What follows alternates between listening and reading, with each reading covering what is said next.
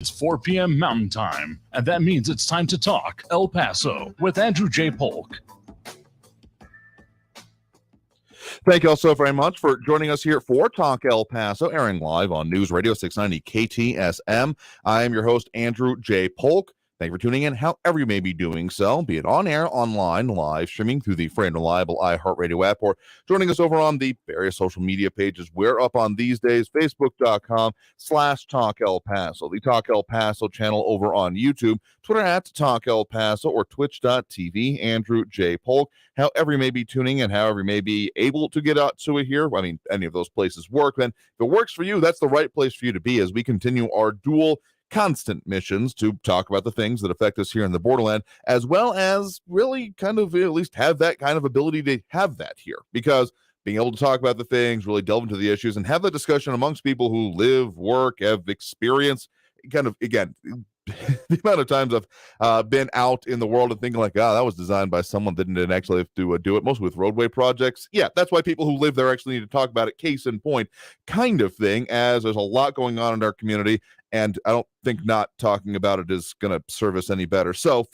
lot of things top of mind here for you today, but a few of the ones that we're going to be focusing on anyway today do, of course, include, yes, a little bit of the weather. Hope y'all enjoyed that, 20 minutes of weather, at least that's by TxDOT's reckoning, when it comes to the announcements back and pretty well immediately forth when it came to the shutdown of Trans Mountain Road earlier today. Yeah, we'll talk about that briefly. And the I swear, I up and saw the snow outside, thinking like, oh wow, wonder how that'll affect today, and then went in and did a couple of interviews from the house and came back out and thinking, wait, did I hallucinate the snow? So if you were of this similar situation, you certainly weren't alone. But that causing impacts around our region. And then still kind of more questions out there when it comes to exactly what is going on with the city manager, not even just the person in the seat who may replace it or not, but also kind of what the long-term plan is here.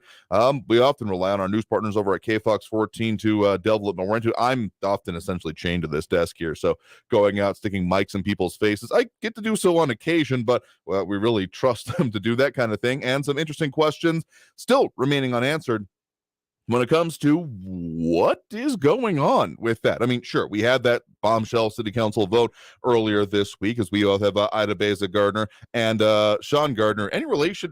You all have popped up here before, and I think I may have asked you all individually. I don't think there's any relation, but correct me if I'm wrong there. So appreciate that with the waves and the hello from both of y'all.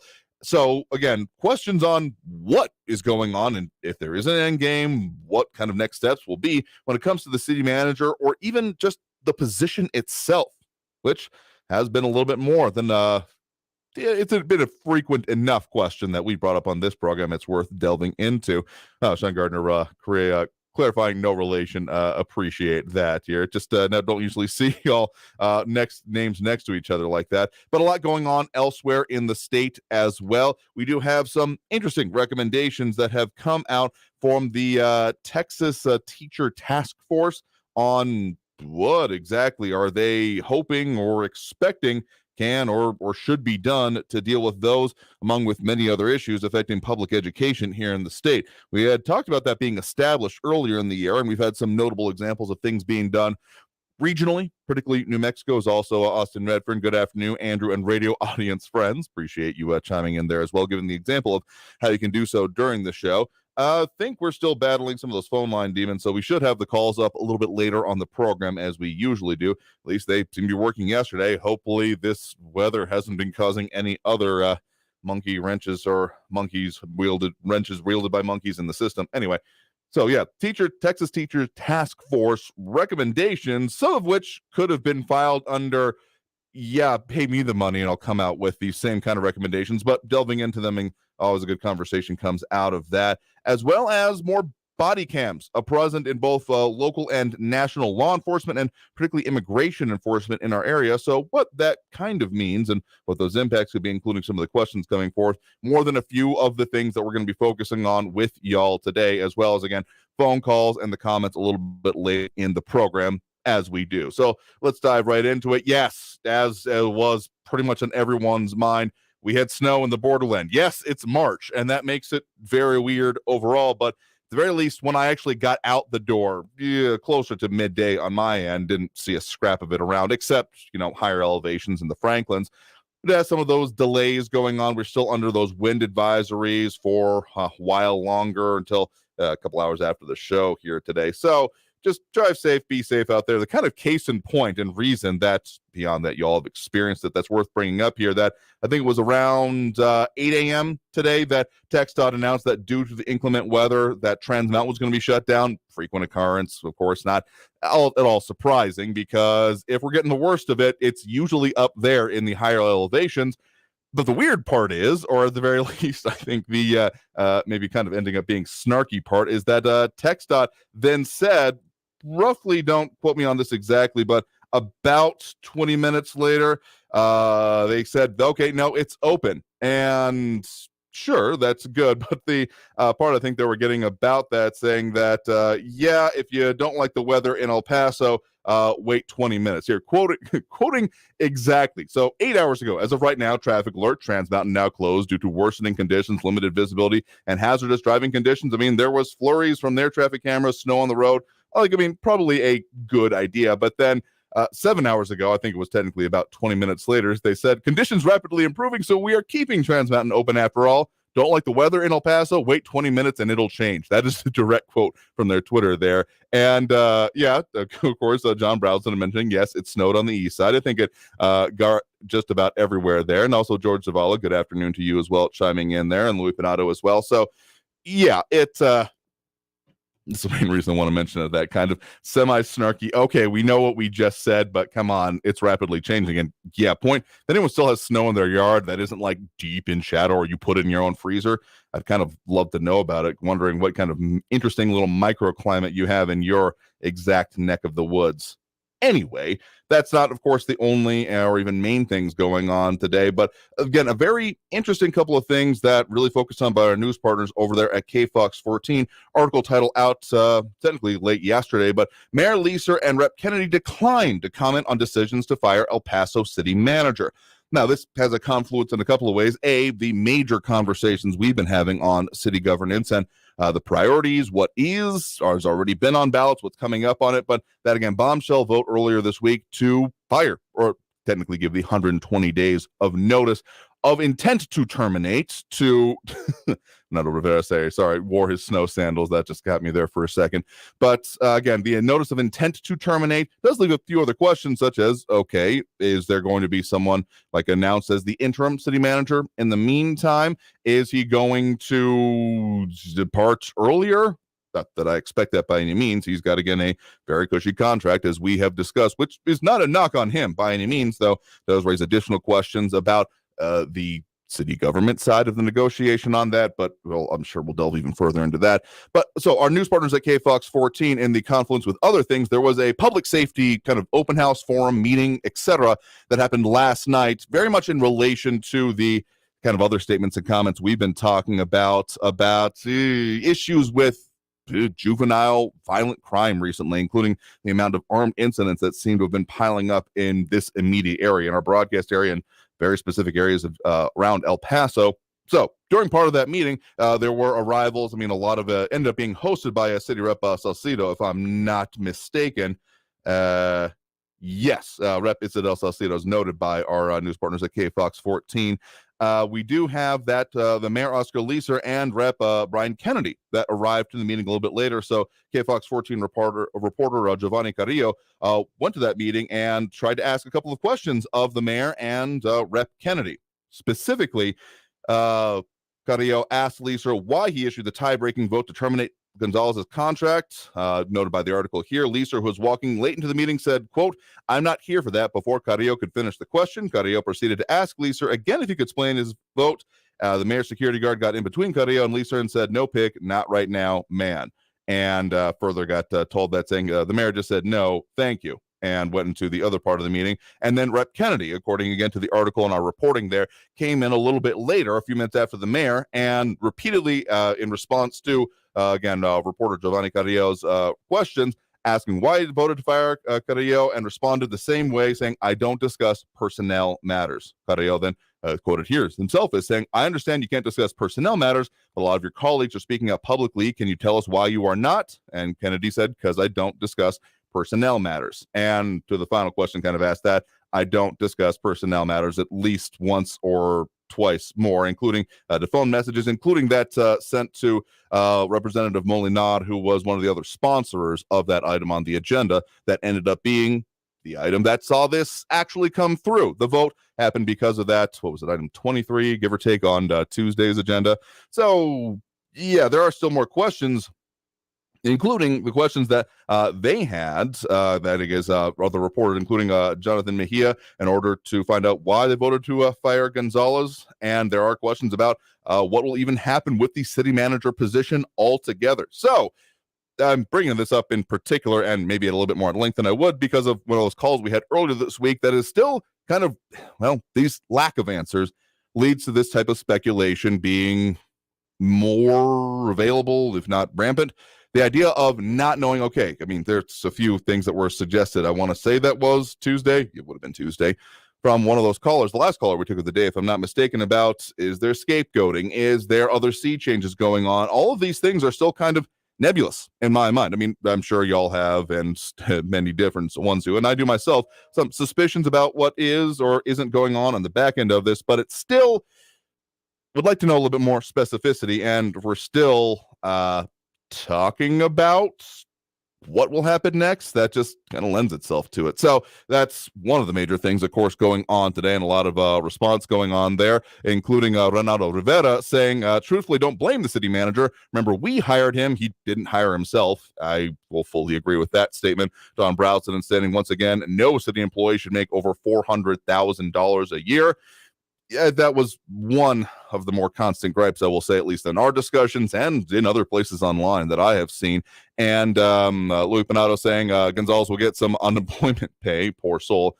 Yeah, there is, again, it's arguably a pretty cushy contract, which, again, not necessarily something that I'm saying, and therefore he's a bad person. In fact, if anything, decent negotiator. How it came to that point, however, is another question entirely. As we also have Angel Rueda with the Rock on there chiming in with us, and Sean Gardner verifying that Trans Mountain is still open. Do appreciate that. So these are just a couple of things we'll be talking about coming up after this. Got to take that first, well overdue for that first break of this hour right now. Talking further about body cameras. Few different ways that has been starting to roll out here in the borderland, both with local and federal law enforcement and immigration enforcement. So let's talk more about that, some of the potential implications, and just a whole lot more of the things affecting us here in the borderland. After this break, you are, of course, tuned into Talk El Paso, airing live on News Radio 690 KTSM. I'm your host, Andrew J. Polk. A lot of stuff coming up for you, so stay tuned for more Talk El Paso after this break. You're on News Radio 690 KTSM. Don't go anywhere.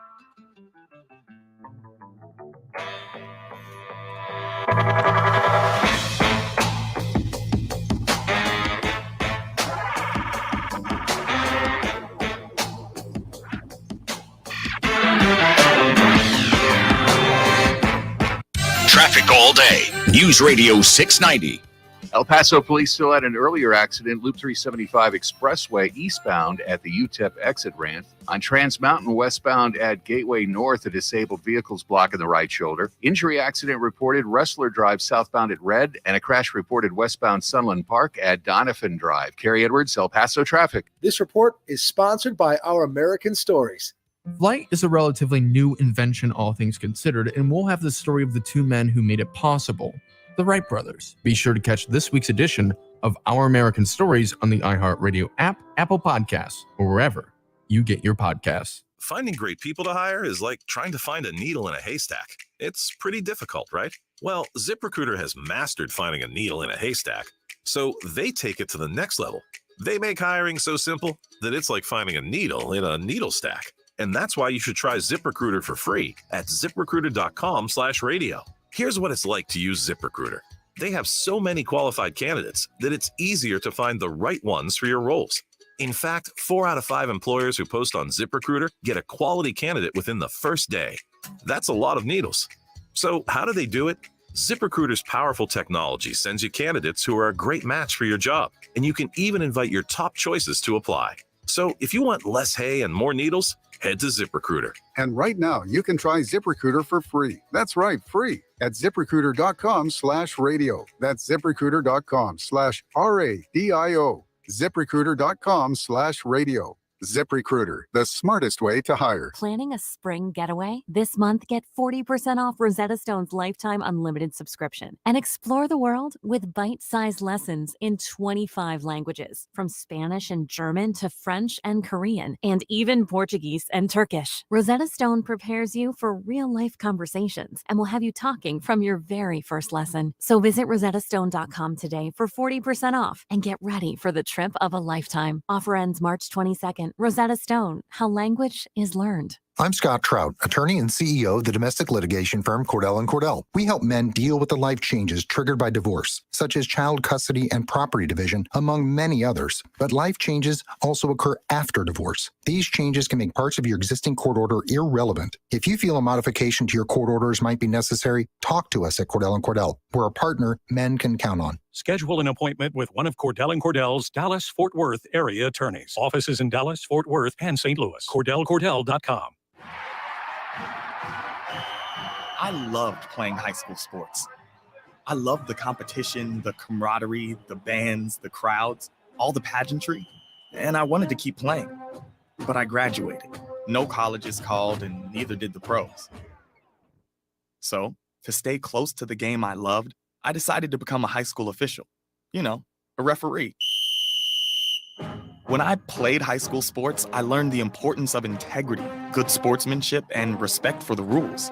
Now, as a high school official, I get to help model these same values to others. Maybe the colleges and the pros didn't call, but the kids in Texas did. And now, I'm enjoying the competition, the camaraderie, the bands, the crowds, and all the pageantry of high school sports all over again. This message presented by the Texas University Interscholastic League and the Texas High School Athletic Directors Association. Hey, hon, what you doing with your phone? Taking pictures? No, I'm asking it questions. Like what? Hey, Bobo, do flowers have best friends? I'm sorry. I'm afraid I don't know that. Hey, follow me. I want to show you something. Look, flowers do have best friends. Whoa. Some answers can only be found in nature. Discover the unsearchable. Visit discovertheforest.org to find a trail near you. Brought to you by the United States Forest Service and the Ad Council. 180 over 111, and I had a stroke. I couldn't speak or walk.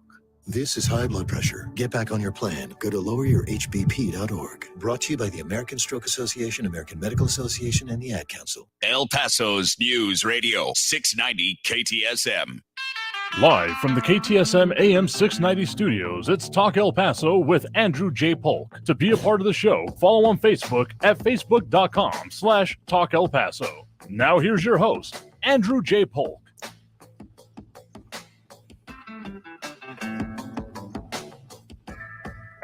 Thank you all so very much for joining us here for Talk El Paso, airing live on News Radio 690 KTSM. I am your host, Andrew J. Polk.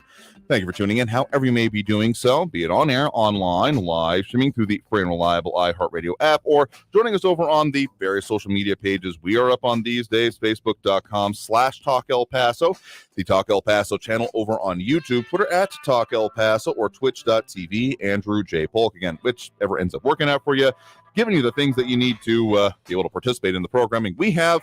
That's the right place for you to be. So we continue that mission to talk about the things that affect us here, including, of course, city manager, that whole situation being more than a little bit of an impacting one.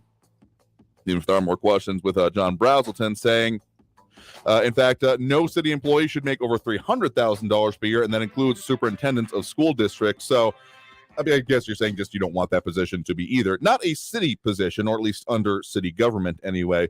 They're kind of a weird in between. I would call it more like, okay, not under the county either, but kind of similar to it. They fall under the state most directly. That's how the funding, etc., ends up coming through. Getting a little bit deep in the weeds there, but yeah, there's an argument to be made. I'll fully agree with you there. So that's one thing to go into, and we'll see what comes out of this whole new position. But a couple of law enforcement things going on in the area that we've had previously, I think we noted this at the time, that the city of El Paso back in early February, so give or take a month ago, slightly, about 20 days technically, issuing those more than 700 body-worn cameras to El Paso police, which accountability and provability of things is often a good thing. My perspective on body cameras in general is that I'm in favor of them as long as they are used appropriately, and often, I mean, transparency is a very good thing.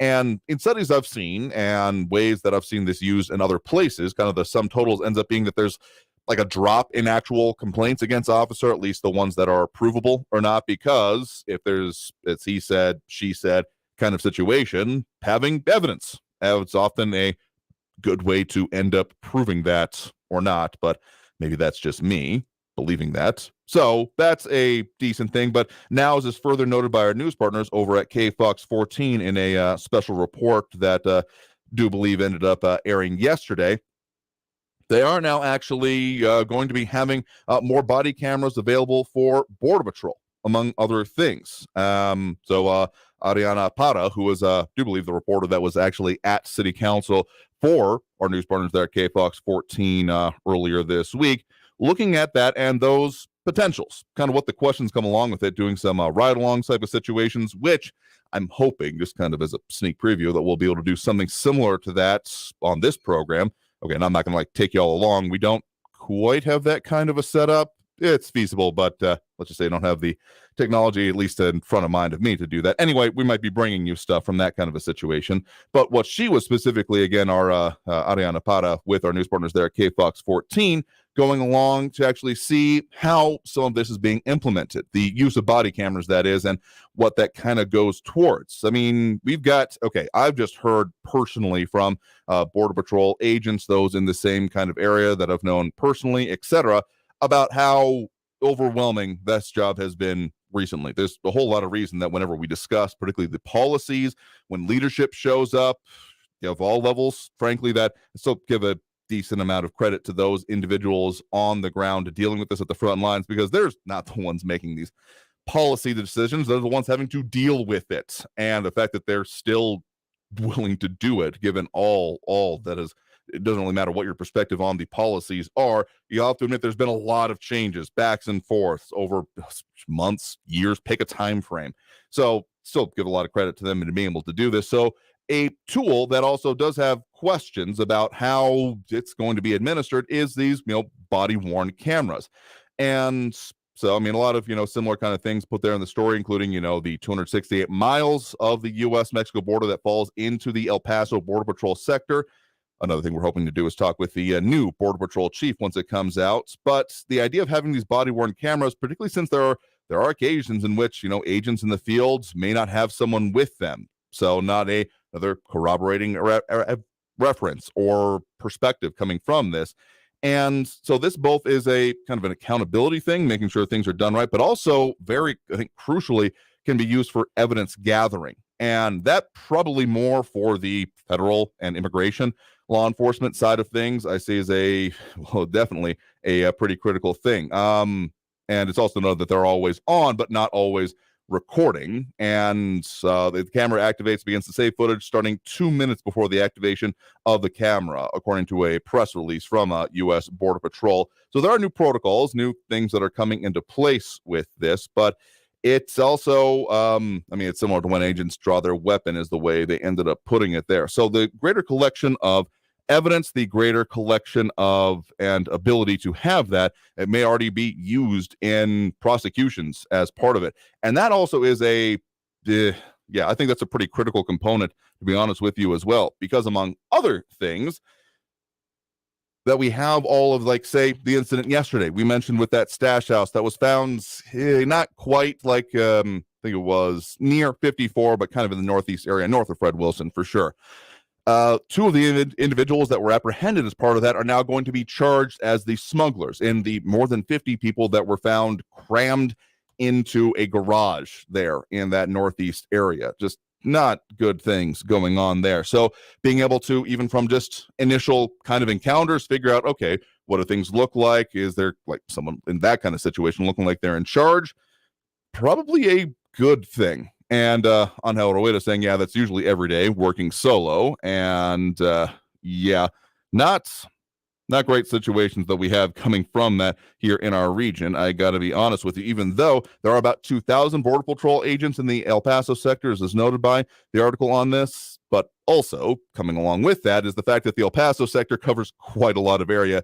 Typically goes all the way up to Albuquerque, I do think, because you got that whole like 100-mile buffer and some of the regional offices. That's why we've got all the checkpoints that happen there because, well, that's the laws and administration that come along with this. So anytime you got more support or things that allow this to be, well, just a little bit more verifiability, and again, evidence gathering, pretty important thing. And I will think it's important to note that even along with even just the local side of it, again, the body cams now being used by El Paso police officers, as noted by our news partners at KFOX 14, not too long after they had that announcement of the 700 being issued to El Paso police, that they're actually now, of course, the accountability cuts both ways in both making sure that officers are doing things right, that defenders and use verifiability, but then also when there's questions about what happens, it can be looked further into, including from February 8th, body cam footage requested involving El Paso police officers and viral video denied by the city. This was the one that showed a controversial incident outside a house party in far East El Paso on the 3100 block of Blue Dirt, which is not an area I've been out to so far. And when an individual, Elijah Corral, was detained and then tasered by police after, according to our news partners, that was already pinned to the ground. So that's why, I mean, accountability it truly does go both ways. It's not just does it support what the narrative is? It's does it truly show what happened during these kinds of incidents and therefore can take corrective action based upon it?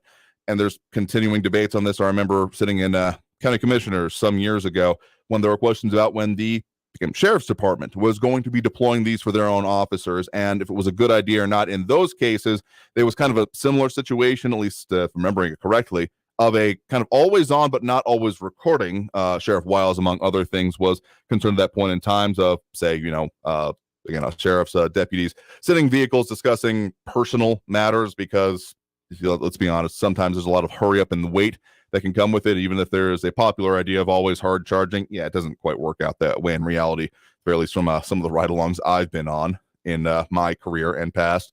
So questions about how it's administered are also important ones to ask, I gotta say. So the fact that we're seeing this deployed in our area in increasing ways, probably a good thing overall, but staying on top of it, much like the kind of vehicle pursuit questions that have also been coming up, definitely important to ask over the long run. So that's going to take us through that next break right now. Coming out of this break, some more of those statewide questions, including, taxes, tax breaks, etc., still percolating through the state legislature as the state legislative session chugs along.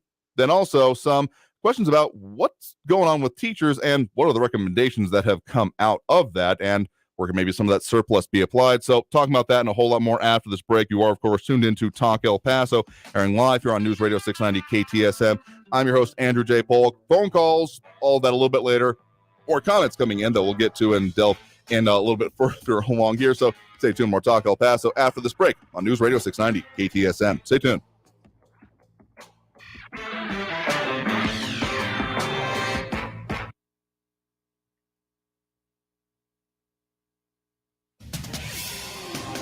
El Paso's News Radio 690 KTSM. I'm Fidel Moreno Mesa with your CBS 4 News Update. Border Patrol busted a human smuggling operation in northeast El Paso. It happened on Sunday. Border Patrol's anti-smuggling unit was tipped off to a house near Fairbanks and US 54. When agents arrived, they found 50 undocumented migrants in a garage. The migrants were from Guatemala, Mexico, and El Salvador. According to Border Patrol, 2 individuals from Mexico were detained and will face state smuggling charges. A Texas state trooper is finding himself on the wrong side of the law. El Paso police arrested Special Agent Jesse Bennett on charges of assault and family violence. The 38-year-old was arrested Monday. On Tuesday, he was suspended pending an investigation. Bennett has worked with the Texas Department of Public Safety since 2010 and is assigned to El Paso. No additional information was available. For more news headlines, head to our website at cbs4local.com. I'm Fidel Moreno Mesa with your CBS 4 News Update. News Radio 690. Traffic all day.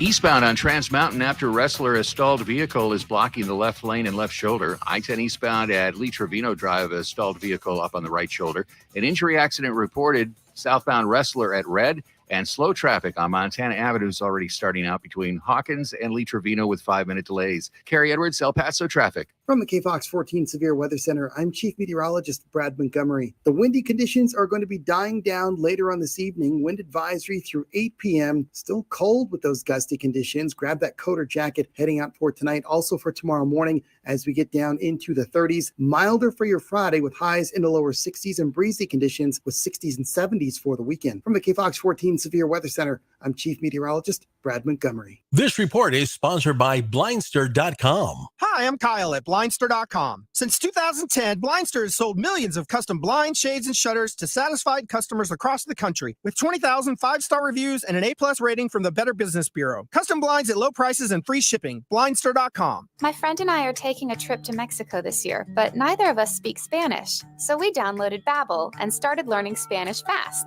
Want to start getting conversational in another language in as little as 3 weeks? Babbel's quick 10-minute lessons were designed by language experts to be the most efficient and effective way to learn a new language. ¿Cómo te llamas? ¿Cómo te llamas? ¿De dónde eres? ¿De dónde eres? Babbel's interactive lessons are created by real language teachers and voiced by real native speakers using a modern conversation-based method. So in no time, you can start speaking confidently about real-life topics in another language. Nosotras vamos a México en 2 días y ahora hablamos español. Gracias, Babbel. Sí, muchas gracias. Babbel, language for life. Celebrating 10 million subscriptions sold. Now try Babbel for free at Babbel.com. Just go to Babbel.com and start learning a new language today. That's Babbel.com. Babbel.com. For the local issues and discussion you won't get anywhere else, turn to Talk El Paso, weekdays at 4 right here on News Radio 690 KTSM, brought to you in part by the El Paso Community Foundation. Sound off on what matters to you, Monday through Friday, 4 to 6 p.m., and let's talk El Paso. Hello, everyone. This is Robert Olguin with your KFOX 14 News Update. A man yelling for help at an intersection in northeast El Paso was allegedly shot by a homeowner. 29-year-old Bruce Wayne Murphy is the suspect in a home invasion that occurred on the 7500 block of Howard Street in northeast El Paso on Wednesday. Police stated that Murphy forced his way into a home and fired a weapon, and that's when the homeowner shot Murphy with a handgun. According to police, Murphy was taken to a hospital. He's expected to be booked into the El Paso County Jail once he's released. A Texas state trooper was arrested by El Paso police. That arrest happened Monday. Officers arrested 38-year-old Jesse Bennett on charges of family violence and assault. Officials with the Texas Department of Public Safety say that he's been suspended pending an administrative investigation. This has been your KFOX 14 News Update. I'm Robert Olguin. Dell Technologies provides growing businesses with tools to do incredible things because we believe there's an innovator in all of us. For advice on smart PCs powered by Intel V Pro that's built for business, call a Dell Technologies advisor at 877-ASK-DELL. This report is sponsored by Dell Technologies. When is the best time to talk to your family about staying in touch during a disaster? When floodwaters reach your door? When wildfires are engulfing the edge of your neighborhood? Or an earthquake is destroying buildings? When a tornado is tearing through town? Or a hurricane strikes? Or is the best time perhaps today? During a disaster, you may not be able to stay in touch with your family or friends as easily as you think. And it's not always as simple as using your cell phone. That's why now is the time to take action.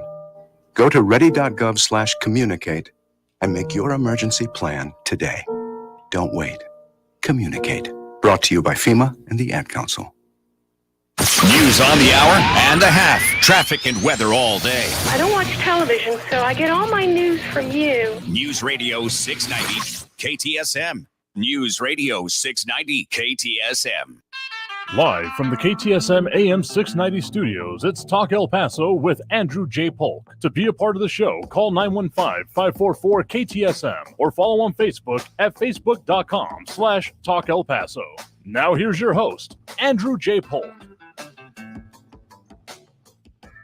Thank you all so very much for joining us here for Talk El Paso, airing live on News Radio 690 KTSM. I am your host, Andrew J. Polk. Thank you for tuning in, however you may be doing so, be it on air, online, live streaming through the very reliable iHeartRadio app, joining us over on the various social media pages, Facebook, YouTube, Twitter, and Twitch, either under Talk El Paso or Andrew J. Polk.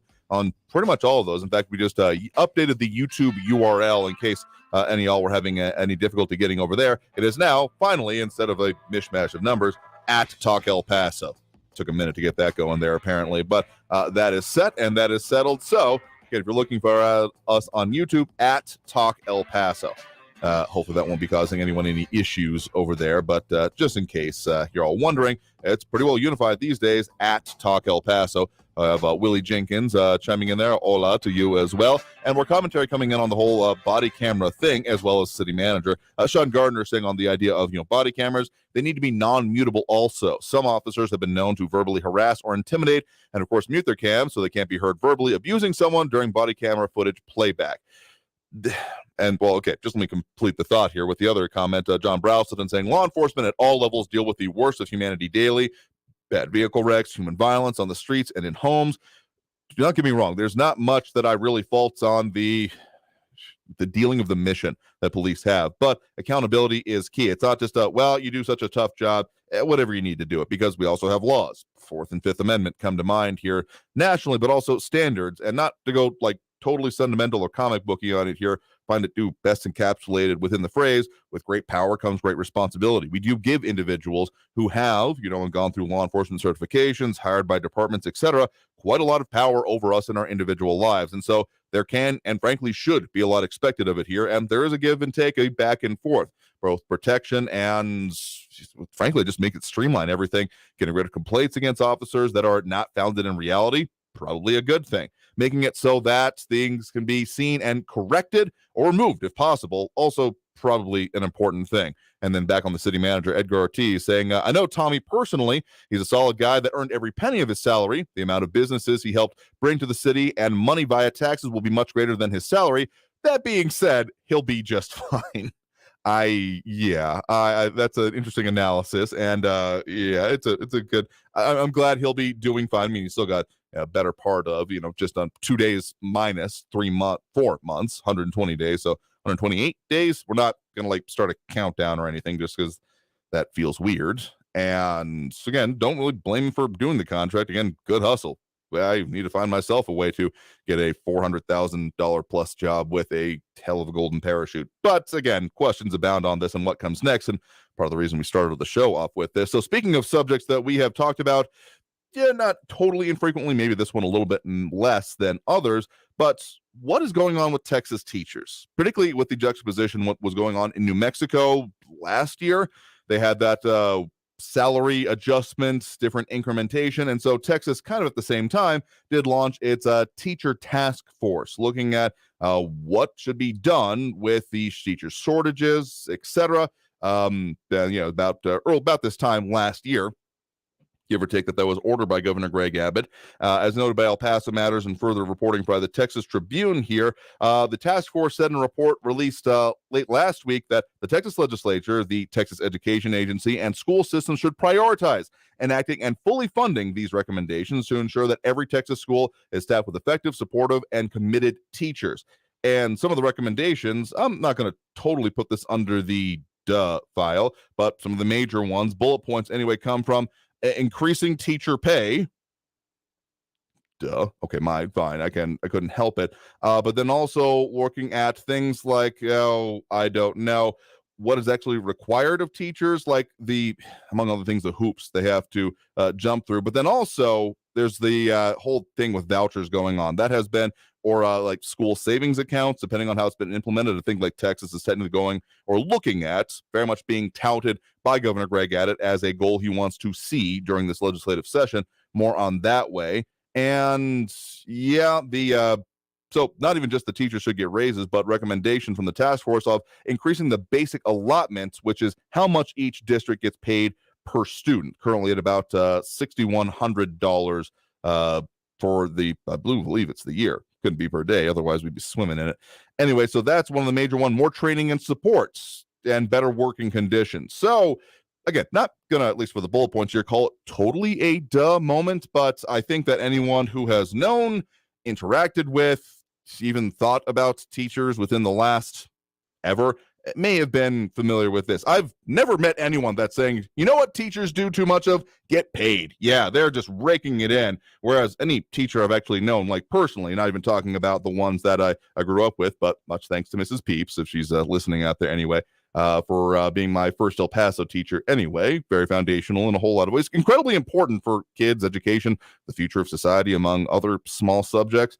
But yeah, the idea of them being just raking in the cash and sitting on their butts for the whole summer thing. Okay, I know someone out there that says that, but let's just say, no, I've never met anyone who reasonably actually thinks that teachers are lazy. Because, okay, sure, you may have the bad egg, kind of like police we were talking about, but the vast majority of them, again, the ones I know, have interacted with, have had the good fortune to be in their classrooms, have been incredibly hardworking and self-sacrificing in a whole lot of ways. So these recommendations are interesting. I mean, some of the things that have already come out of this legislative session include changing basic allotments, so what would go into school districts, but then also just straight up $15,000 pay raises for Texas teachers kind of across the board.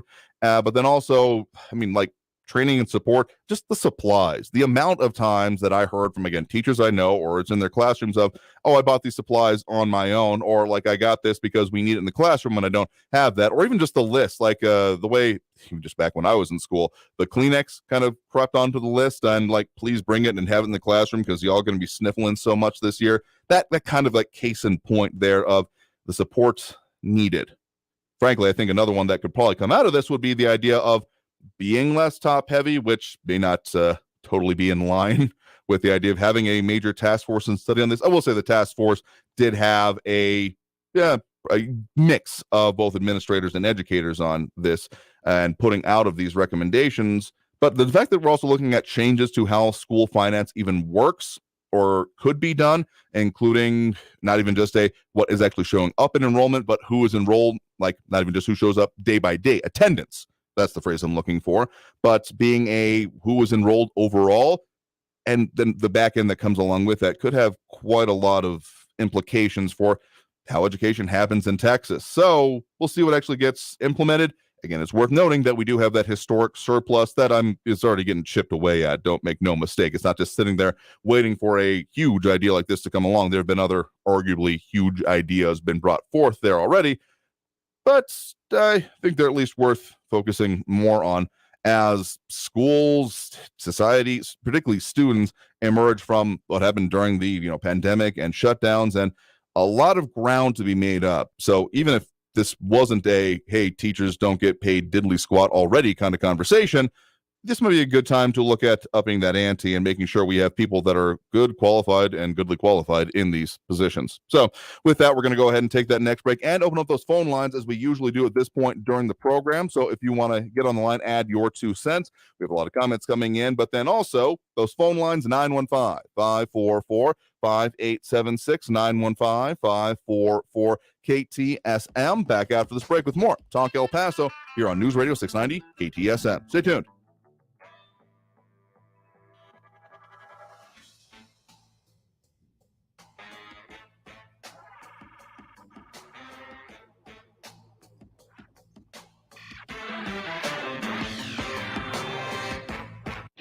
Traffic all day.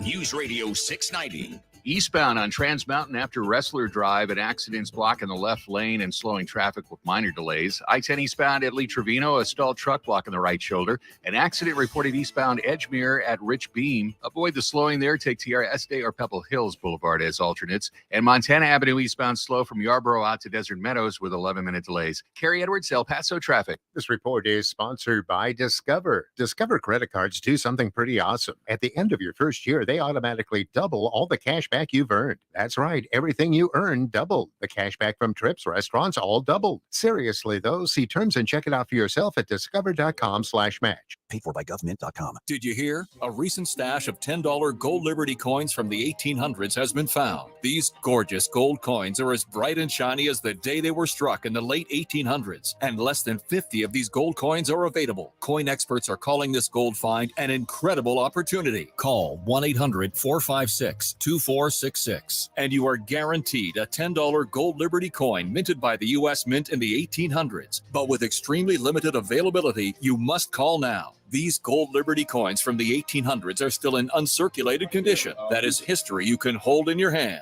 To learn more, call 1-800-456-2466. Call now, and you'll receive a free American Coin Collector's Bonus Package, a $40 value, free with every order. Call 1-800-456-2466 now to secure your $10 gold Liberty coins dated from the 1800s before they sell out. That's 1-800-456-2466. How a busy baker beat back foot pain. Meet Sanja. Brownies, cupcakes, cookies. I love to bake. There have been times when I've been on my feet for at least 12 hours. And that's how things went from sweet to sour. I had excruciating pain in both feet to a point where I had to limp out of the kitchen. So she called up a former foot pain sufferer, her big sister. She told me, you need to go to the Good Feet store and get some arch supports. Smart lady. It was an awesome experience. Scott took great care of my feet. He's the arch support specialist who fitted her. He was very patient, very knowledgeable. Scott was the man. Now Sanja can have her cake and bake it too.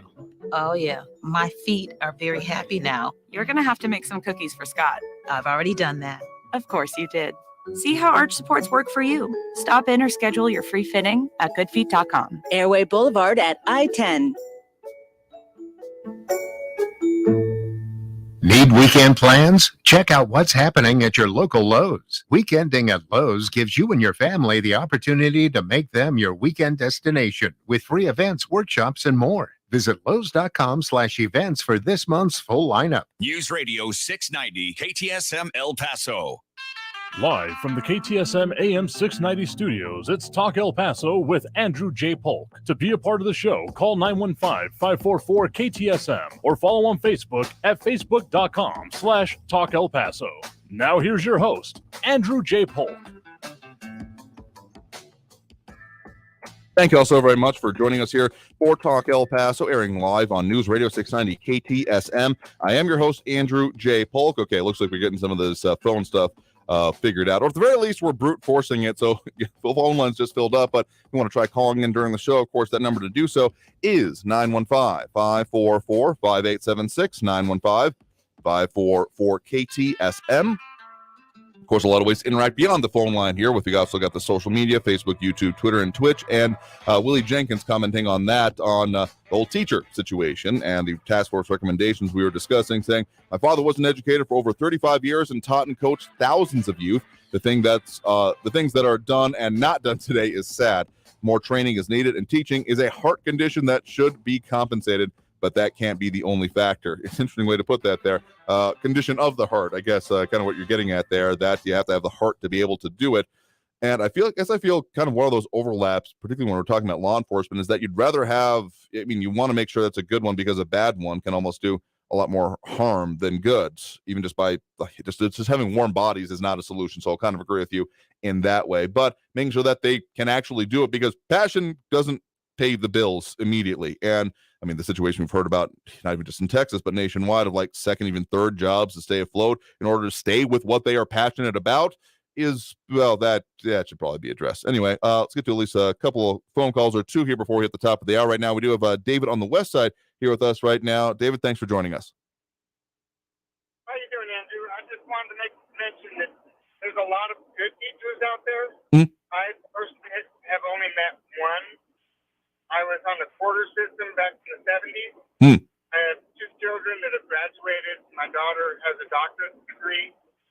And there was one teacher that turned her around from an average or below average student from a private school.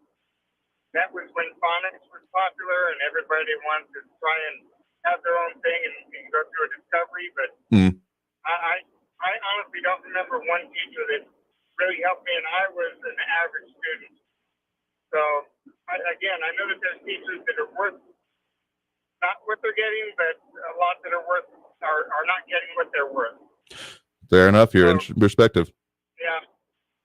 All right, well, appreciate What I've learned in my years is there's always good and bad, and everybody, you still have to put in what you want out. No, that is true here. And, the whole conversations that go on, as opposed to like the generational shifts from, all right, Junior, what'd you do wrong in school versus what did you do wrong with Junior that he's doing so bad? That kind of conversations, that's definitely a part of it here as well. But making sure that we've got a good support of the kind of linchpin of this whole system, the teachers themselves, is a pretty critical one. So it'll be very interesting to see what actually comes out of these recommendations, among other things, for this state legislative session. That's correct. And I just want to point out, Andrew, that I think you're an awesome commentator. I listen to you on a daily basis. All right, well, appreciate that greatly. Well, thank you very much for calling in and for tuning in. Do appreciate it.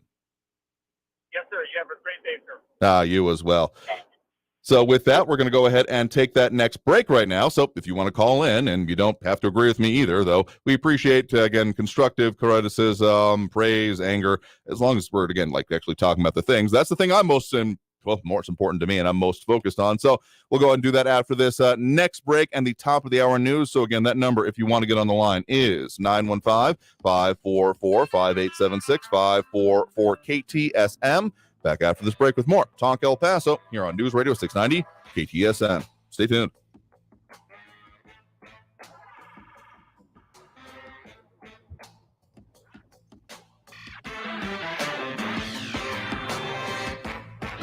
Traffic all day. News Radio 690.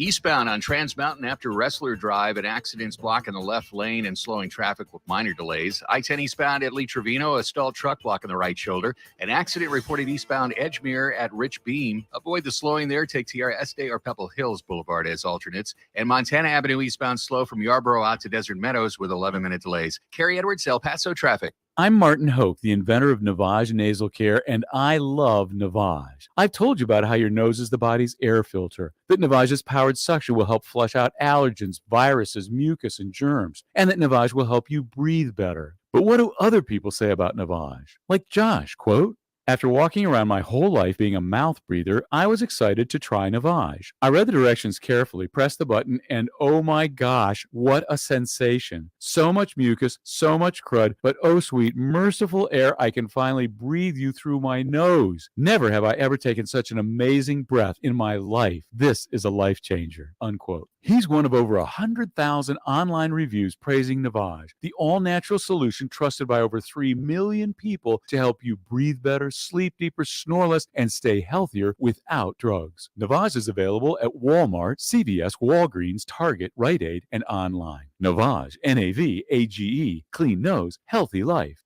Stay tuned and stay informed with News Radio 690 KTSM, an iHeart radio station. Standing up for what's right, helping out when things go wrong, seeking the truth and speaking our minds, not just making records, but breaking them. Leading the way behind the camera, beyond the runway, and on the silver screen. Not just making our mark, but making a difference. Now that's a job for a Girl Scout. Girl Scouts, preparing girls for a lifetime of leadership. Tweens have mastered the art of tuning out. Jen, there's a spider in the car. We're turning your room into a home gym. See? Nothing. But some messages need to get through, like making sure they're buckled up the whole ride, every time. Do whatever it takes to make your child listen. Jen, I friended your boyfriend. Wait, what? Buckle up, sweetie.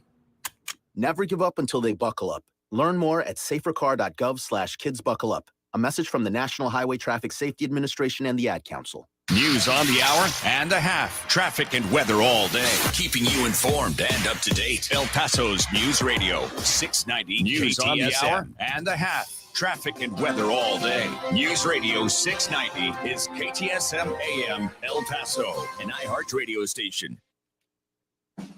NBC News Radio, I'm Brian Shook. The Alex Murdaugh double murder trial is now in the hands of the jury.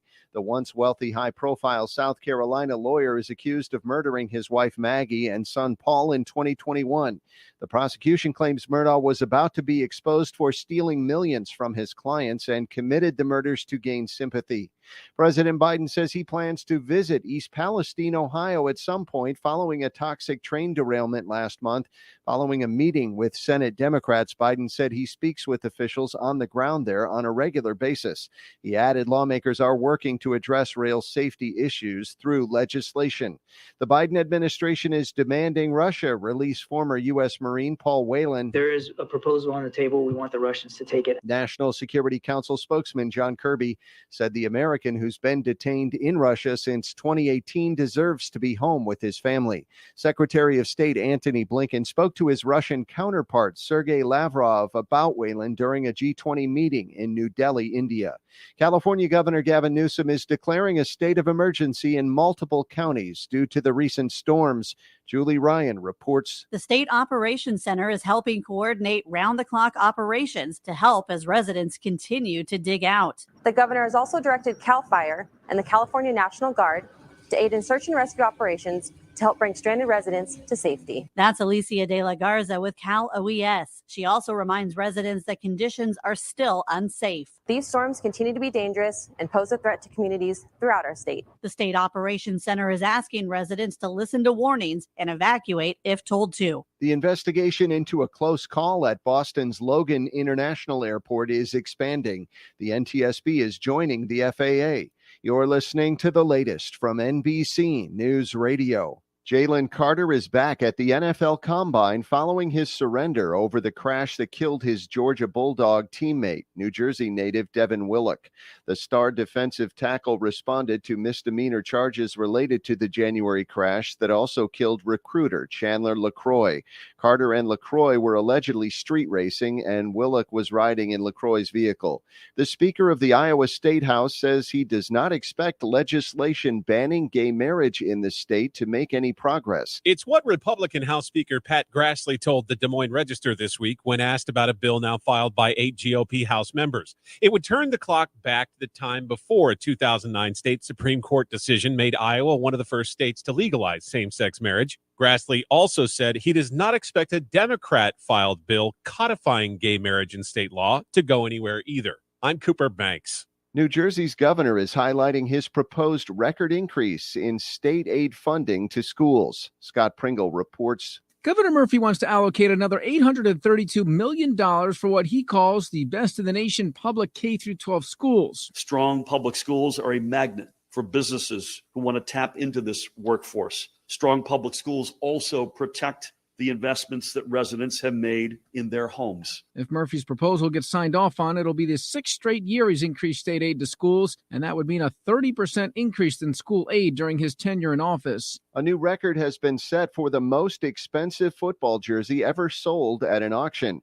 Joe Montana's jersey from The Drive, which saw his San Francisco 49ers drive 92 yards to win Super Bowl 23, sold for over $1.2 million. That breaks the previous record set by the sale of Tom Brady's Tampa Bay Buccaneers jersey last year for $480,000. Brian Shook, NBC News Radio. This report is sponsored by Jackson Hewitt. When it comes to your tax refund, think biggest. As in, Jackson Hewitt guarantees your biggest refund or your money back, plus $100. Get to Jackson Hewitt for your biggest refund, guaranteed. Spring travel season is almost here, and whether you're planning to jet off to Japan or cruise around Greece, don't forget to add language learning to your itinerary. The Rosetta Stone app will transform the way you travel. Learn useful words and phrases that will not only help you get around more easily, but also have more meaningful experiences with the new people and places you'll discover.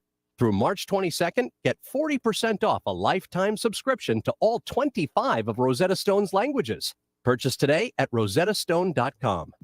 Only iHeartRadio gives you access to all. iHeartRadio. Access to all of your favorite radio stations. It's Ryan Seacrest. I go by the name of Charlamagne the God. Hi, I'm Ellen K. Bobby Bones here. Hola, soy Enrique Santos. Access to all of the best free curated playlists. My favorite music. The best songs. A little bit of everything. Access to all of the great podcasts for every interest. The Stuff You Should Know podcast. The Daily Show podcast. The Herd with Colin Cowherd. And best of all, it doesn't cost a thing. Download the absolutely free iHeartRadio app now. So, I'm a dog, and I just got adopted by this new human guy, and I'm starting to wonder how he got along without me. I mean, okay, something as simple as walking around the block. He's got this leash thing, and he puts me on one end and him on the other, and I'm just taking him around. I think he's afraid of getting lost. Without that leash and me guiding him along, I don't think he'd find his way back home.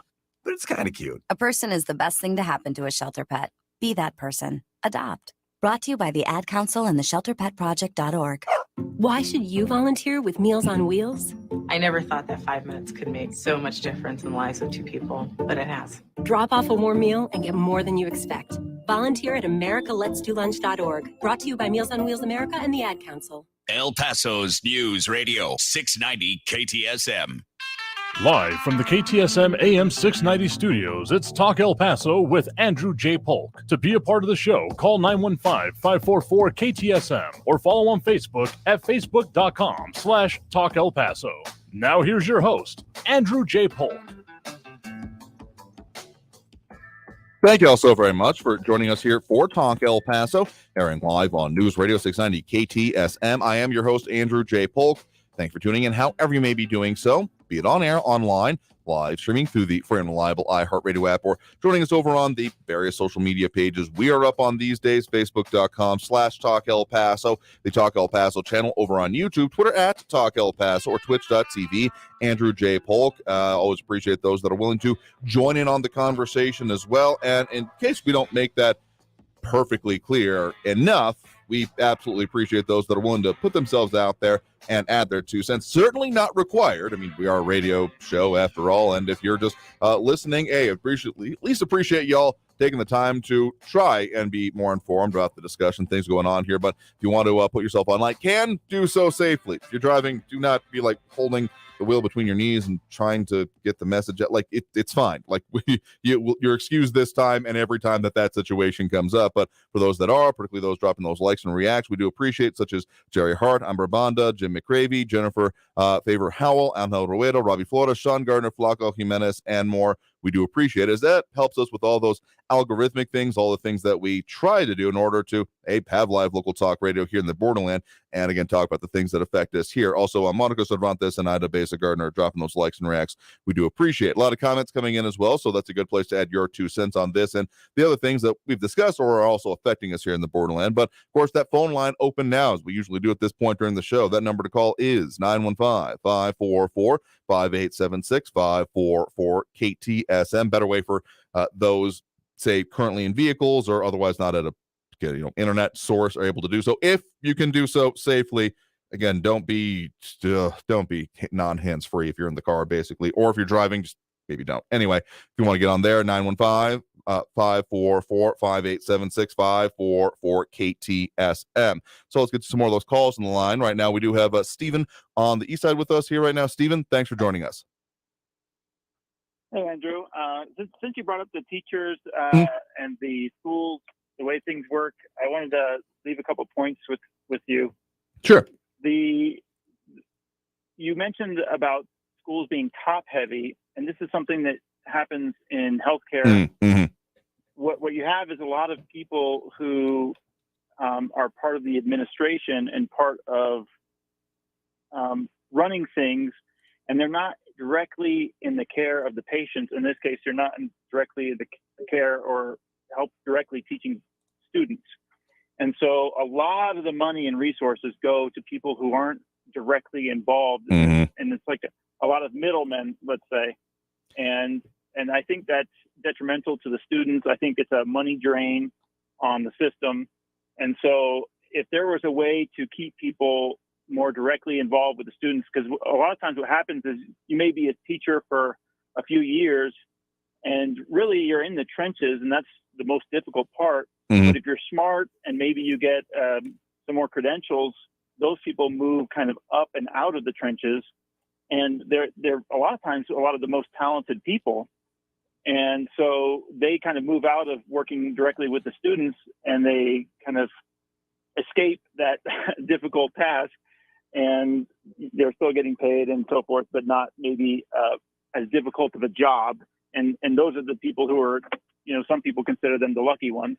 Now, there are the ones who really have the heart, like the previous caller said, and they stick with the teaching and they stick directly with the students because they love it and they want to help the students. And those are the ones who really are the best ones. But those ones get paid exactly the same as the ones who maybe don't work so hard, just do the bare minimum. And that's where I think the biggest problem people have with the idea of raising salaries for teachers is because you want to reward those teachers who they do buy supplies out of their own money. They do take the extra steps to do the best job they can for the students, not just the bare minimum. And those teachers get paid exactly the same as the ones who, it's just not fair in that sense. And it's hard to judge which teachers are the really good ones and which ones are the ones based on outcome, because your classroom may be completely different. Your classroom may have some genuinely talented, intelligent, some may have more students who are struggling. It's hard to judge each teacher individually. I think that's where the challenge is in terms of compensation.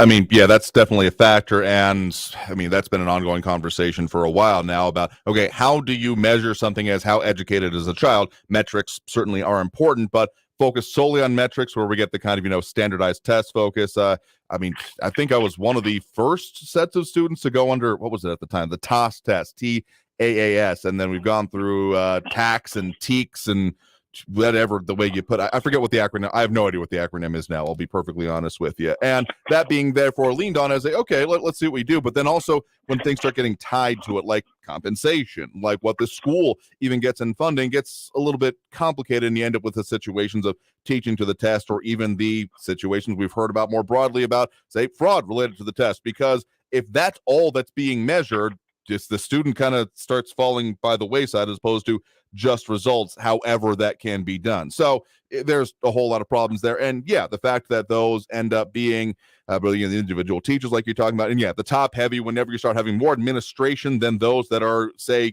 in the trenches like you put here. And that's a very good analogy, actually, because you think about it, been doing a lot of reading on like World War I and those situations lately, and the amount of expectations that were had from, say, higher-ups, generals, etc., about how war should be happening, as opposed to the perspective of those who were literally fighting it and wondering, wait, why are we charging a machine gun with bolt-action rifles? Who thought this was a good idea? But the generals were like, no, this is, of course, you have to take ground. Why would you not just do it? Like, that kind of disconnect is, frankly, universal. And unfortunately, the situation that, yeah, within teaching and those kind of things like that, there's a joke that I'm remembering coming up, have done some work with the schools in years, decades past at this point. And one of the jokes, there's the whole, those who can't teach. And a corollary to that was told by people I knew was those who can't teach administrate. And so the disconnect that comes there from it here can be very, very real, particularly when there's a just get it done, I don't care how you do it, or is that really necessary, without having any idea of what the disconnection from reality is the real problem that can be seen. I mean, I'm sure anyone who has ever worked a job, if you've been lucky enough to have never experienced that, God bless you, and I hope you continue to live that kind of a charmed life. But for the rest of us, yeah, that's a very real thing. And if it's not addressed, if it's not dealt with in some way, can really kind of fester. Yeah, and that's why I like to also compare it to healthcare, because the same kind of thing happens where you've got people who are administrating, or a lot of times like government regulations and saying, well, you need to do it this way and this way. And the people who are making those rules and regulations or administrating don't actually understand how those rules and regulations work in the actual room where you're in those trenches, kind of like what you were referring to. So there is that disconnect that isn't very efficient.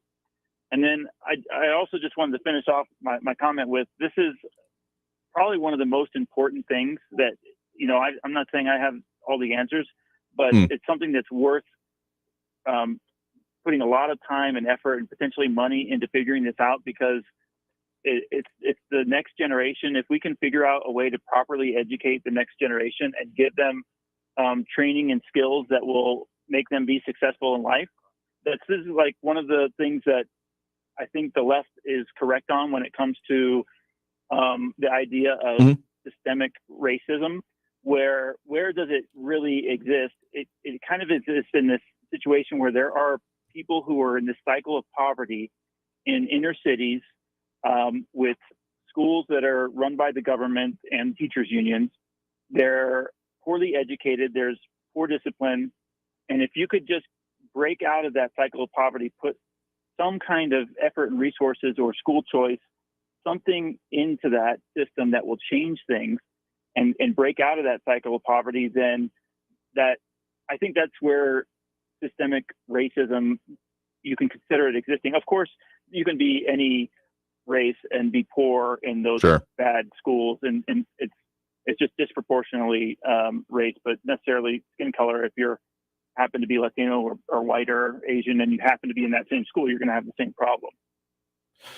The way it's been put to me kind of on that idea and that note here is that we've all heard of studies over the years of like, a kid that was given a marshmallow and promised they'd have more marshmallows later if they didn't do that as indicators of future success. I'm probably butchering and conflating a bunch of different studies, but those kind of was a child able to like wait and expect a reward later being correlated with how are they doing better in life. The one that really kind of shocked me when I heard that described as you could have just done that by looking at zip code, by looking and doing that as an extrapolation of how well they'll perform in life. So yeah, I mean, it's said in different ways that geography is destiny, not quite expected kind of in this way, but yeah, I mean, where you grow up, the circumstances you are subject to is certainly a part of where you are. It doesn't necessarily determine everything you can be, but it certainly has a great amount of influence on what that eventual outcome could be. So the kind of thinking and those issues, part of it, I think that's at least part of what's going on when it comes to like the school voucher or, savings account debate.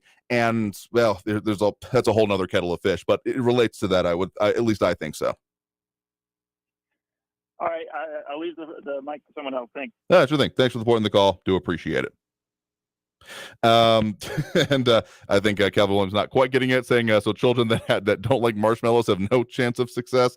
Not quite, but you know what? Sure, yeah. If you don't like marshmallows, you're doomed. Anyway, let's take that next break right now. We got some other things going on that are being brought up in the comments. We'll address a couple of that here, but stay tuned. More Talk El Paso after this. Again, if you want to get on that line, the number to do so is 915-544-5876, 544-KTSM. Back after this break with more Talk El Paso here on News Radio 690 KTSM. Stay tuned.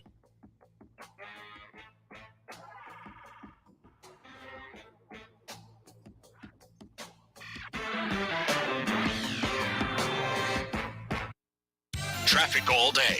News Radio 690. An earlier accident on Trans Mountain eastbound after Wrestler Drive has been moved to the left shoulder. I-10 eastbound between Cotton and Trowbridge starting to slow down downtown through the Spaghetti Bowl with 5-minute delays. Eastbound Montana Avenue slow from Yarborough out to Zaragoza, 10-minute delays. And an injury accident reported southbound Diana Drive after Hondo Pass at Elps Drive. Carrie Edwards, El Paso traffic. This report is sponsored by Indeed.com. Hiring heating up? Indeed's hiring platform makes it easy to attract, screen, and interview candidates all in one place. Sponsor a post and instantly receive a short list of quality candidates on Indeed whose resumes match your job description. Visit Indeed.com/credit.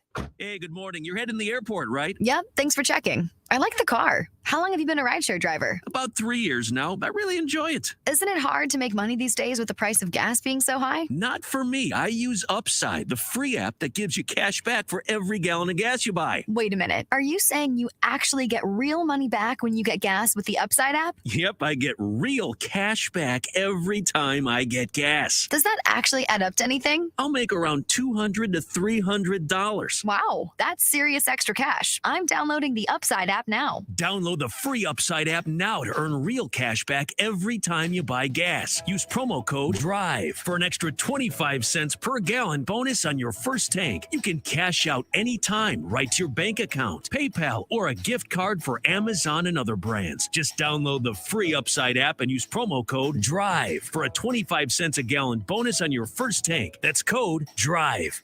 Progressive presents Adjusting to the Suburbs. You just bought a home in the suburbs, but no one told you about all the birds, specifically this one, who seems to be calling out Roy. Roy. But who exactly is Roy? And why doesn't he ever respond? Maybe Roy is just bird speak for save with Progressive by bundling your home and auto. I guess until Roy answers, we'll never know. Progressive Casualty Insurance Company coverage provided in service by affiliates and third-party insurers.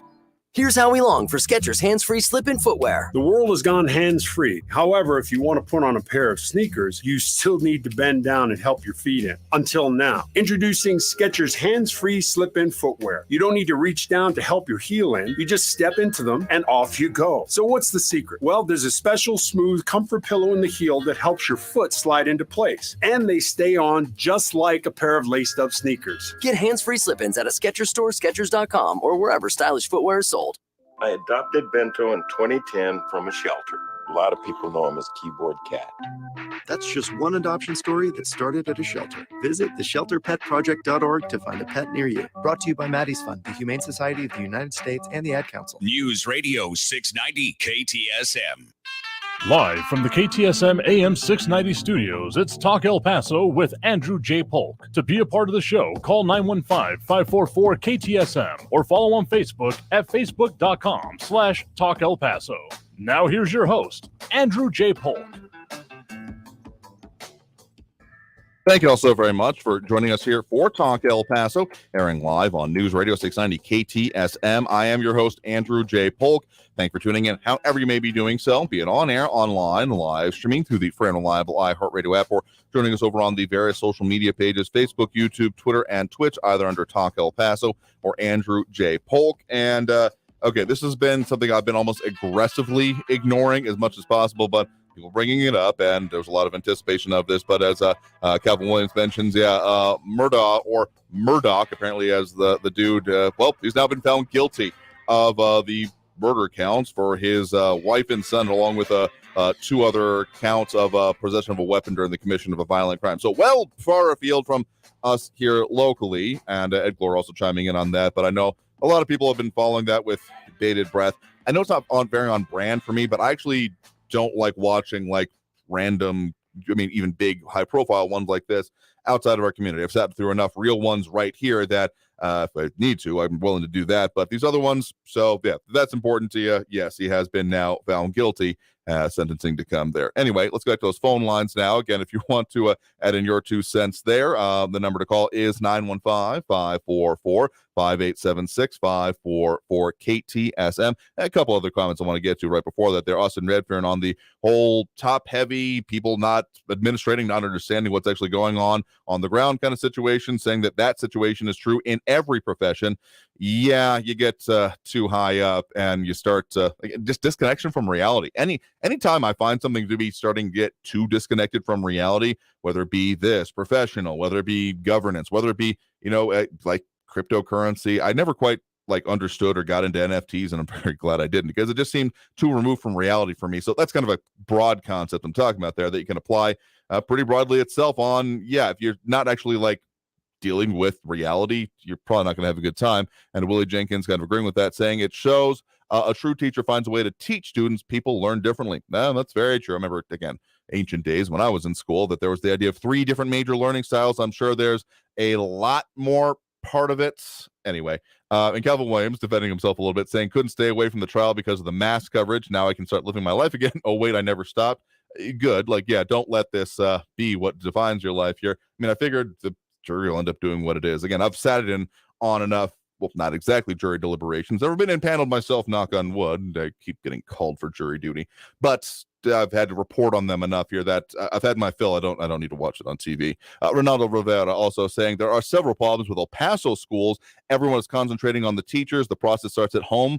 Values. Side note for me, yeah, kind of, we've talked about that in a minute, but continuing with Ronaldo's comments here. Why is El Paso divided into so many school districts? Why not one administration period? Bilingual classes are hindering progress. Place children with language issues in lower classes until they can communicate. The idea of ESL, or I don't know the acronym now, English not as the first language type classes.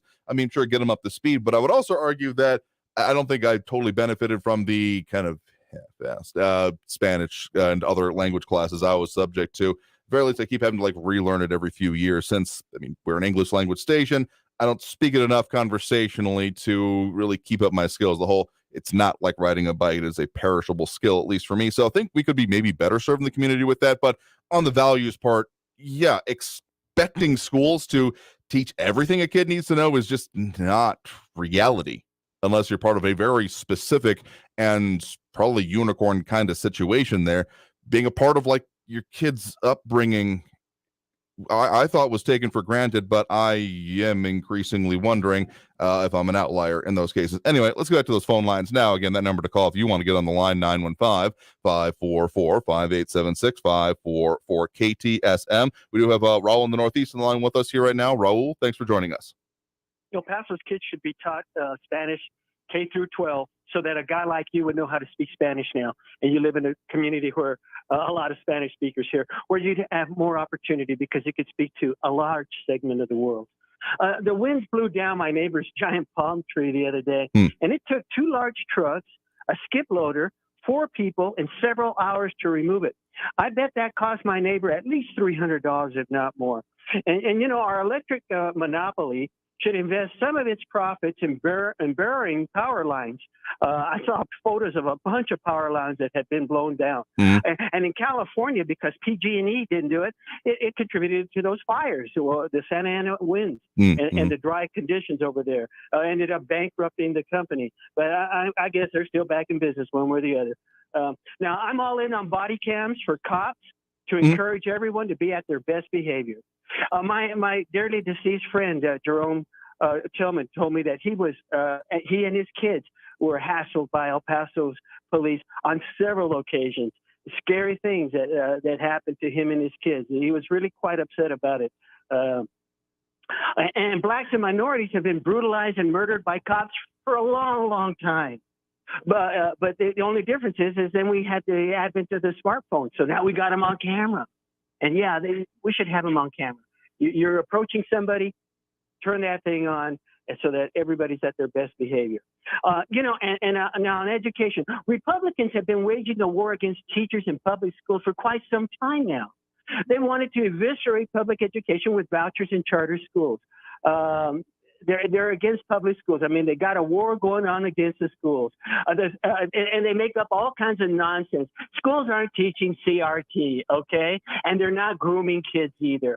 Schools are run by local parents on school boards and the administrators that they hire, and not the left and not the Department of Education. That's all that BS from the right.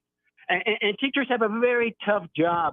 And they're being held accountable for students' performance when many of these kids come from one-parent households with absent dads, impoverished households, and really weren't raised to be respectful in the classroom and take their studies seriously. And then the parents aren't monitoring their children's behavior. So teachers are being held responsible for things that they can't control whatsoever. It's not fair to them. And there should be a lot less students per teacher or more teachers per students, and they should be better paid. But that all costs money, and they don't want to spend money on that. You know, they have a million things they'd rather spend their money on than that. You know. Now about fake news and misinformation and disinformation and defamation, like the kind Fox News is being sued $1.6 billion for.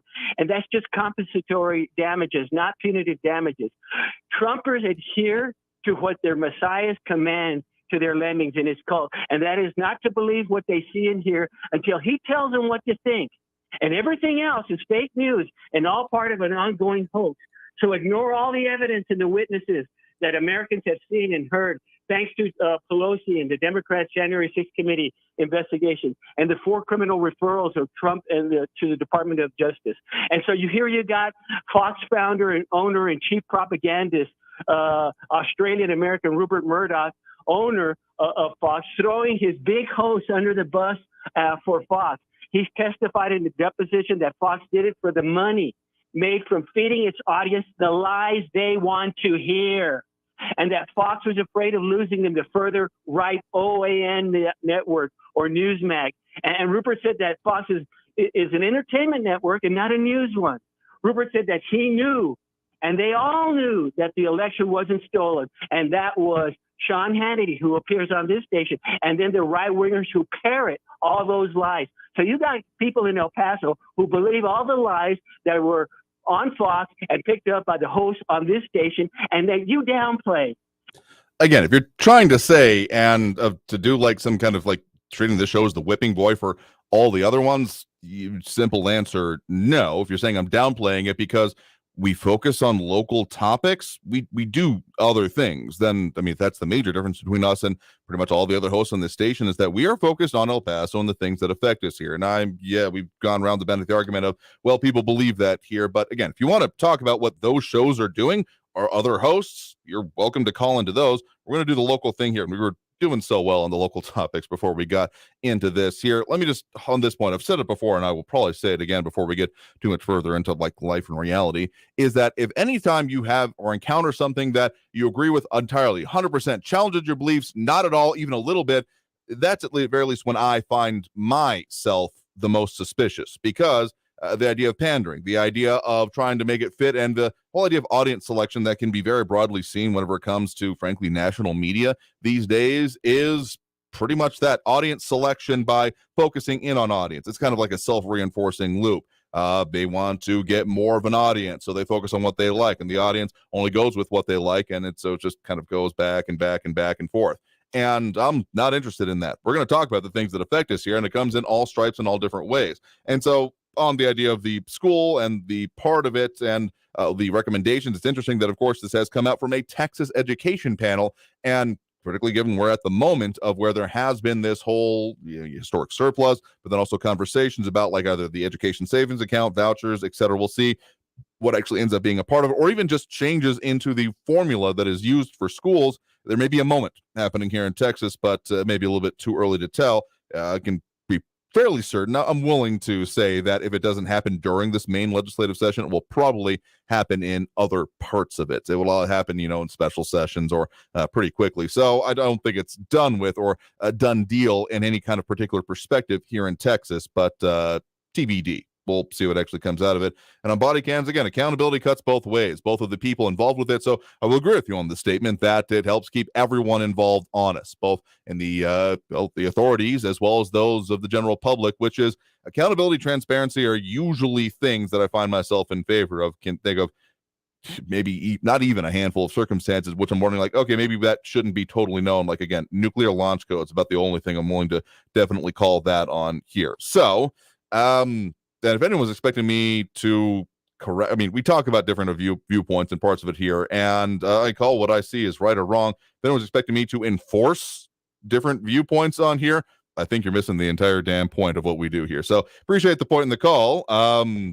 You kind of got there as we were trying to talk about the local things, but we got to take that next break right now. So coming out of this break, we will get to more calls, more comments, more of the things that we do, done talk about the things that affect us here in El Paso on this program. And again, that number to call is 915-544-5876, 915-544-KTSM. Back after this break with more Talk El Paso here on News Radio 690 KTSM. Stay tuned.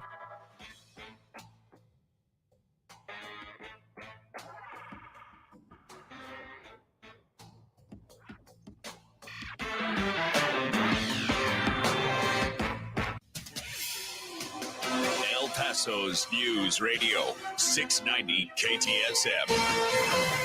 Hello, everyone. This is Robert Olguin with your KFOX 14 news update. A man yelling for help at an intersection in northeast El Paso was allegedly shot by a homeowner. 29-year-old Bruce Wayne Murphy is a suspect in a home invasion that occurred on the 7500 block of Howard Street in northeast El Paso on Wednesday. Police stated that Murphy forced his way into a home and fired a weapon, and that's when the homeowner shot Murphy with a handgun. According to police, Murphy was taken to a hospital. He's expected to be booked into the El Paso County Jail once he's released. A Texas state trooper was arrested by El Paso police. That arrest happened Monday. Officers arrested 38-year-old Jesse Bennett on charges of family violence and assault. Officials with the Texas Department of Public Safety say that he's been suspended pending an administrative investigation. This has been your KFOX 14 news update. I'm Robert Olguin. News Radio 690. Traffic all day. Traffic slowing down on the I-10 eastbound through downtown from Piedras out to McRae with 10-minute delays. El Paso fires responding to an injury accident eastbound Edgemere at Zaragoza. Injury accident Joe Battle southbound after Vista del Sol at Eschenbrenner. And stop-and-go traffic on Global Reach southbound from the Spur down to Montana, 30-minute delays. Kerry Edwards, El Paso traffic. From the KFOX 14 Severe Weather Center, I'm Chief Meteorologist Brad Montgomery. The windy conditions are going to be dying down later on this evening. Wind advisory through 8 p.m. Still cold with those gusty conditions. Grab that coat or jacket heading out for tonight. Also for tomorrow morning as we get down into the 30s. Milder for your Friday with highs in the lower 60s and breezy conditions with 60s and 70s for the weekend. From the KFOX 14 Severe Weather Center, I'm Chief Meteorologist Brad Montgomery. This report is sponsored by Wendy's. Try Wendy's Homestyle French Toast Sticks today. Wendy's Homestyle French Toast Sticks are so good.